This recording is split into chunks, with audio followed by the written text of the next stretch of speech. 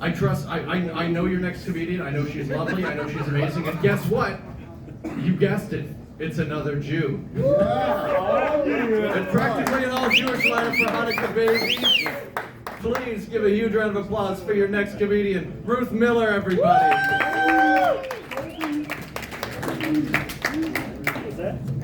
Guys, I have a little secret for you. Oh, yeah. Jews are taking over the world. It's happening, man. It's happening. Yeah, so I used to be ultra-Orthodox, and I was married to a rabbi. Picture a young Santa Claus. Wow. Yeah. Now I'm a traitor. I'm wearing a Christmas sweater because why not celebrate twice, right? We've got Hanukkah and then we've got Christmas, right? Right. Right. Yeah. So I was married for 13 years, and I'm lucky that I got divorced early on because we didn't use birth control, so I only have 4 kids.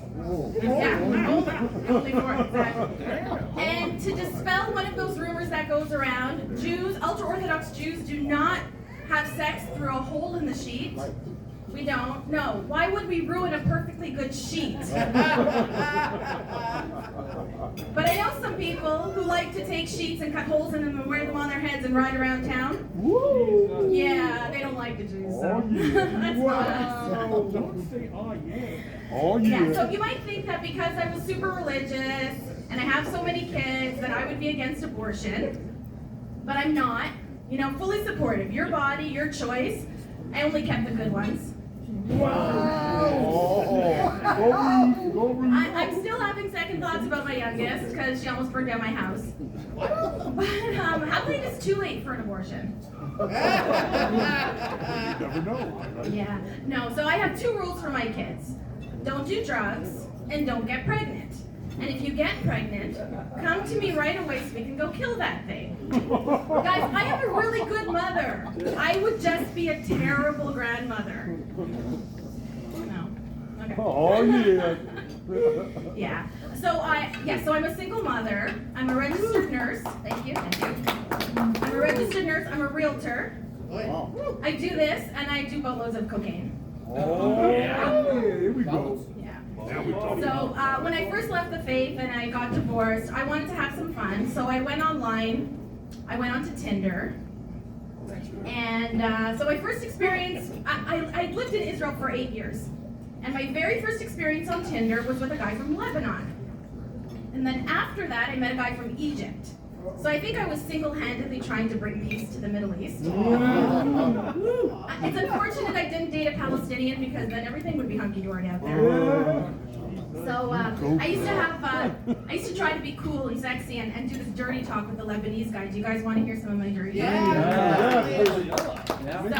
So I would say to him, I want you to launch your big Lebanese rocket into my Israeli disputed territory. Invade my land and set off some big explosions. Yeah. Okay. Yeah. And there's a lot of really fun things you guys can do in a bedroom with a tub of hummus. Yeah, we like that stuff out there. Yeah. So another experience that I had on Tinder when I was super naive. By the way, I thought BBC was like porn from England. Yeah, like I was really naive.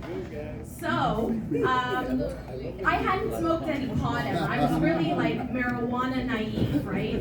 So I went on a date with a guy, and he asked me if I wanted a joint. And I said, sure, no problem, let me try it. So I took a big drag of this joint, and I didn't know what was gonna happen. And my heart starts beating, and the room starts spinning. The stuff was strong. And I had to lie down on the couch, and I'm looking at this guy, and the paranoia sets in. And I'm like, oh my God, this guy is gonna take me down to his basement, he's gonna tie me up, and he's gonna keep me as a sex slave, right? Make me have his babies or something. And I forgot to bring my pink fuzzy handcuffs. Anyway, Santa Claus does also remind me of my rabbi, so I'll go sit on his lap at some point. Thanks, guys. You've been great.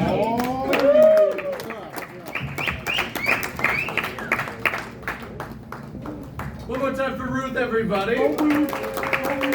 That was amazing. We really are taking over the world of comedy, at least. I think you'd be a great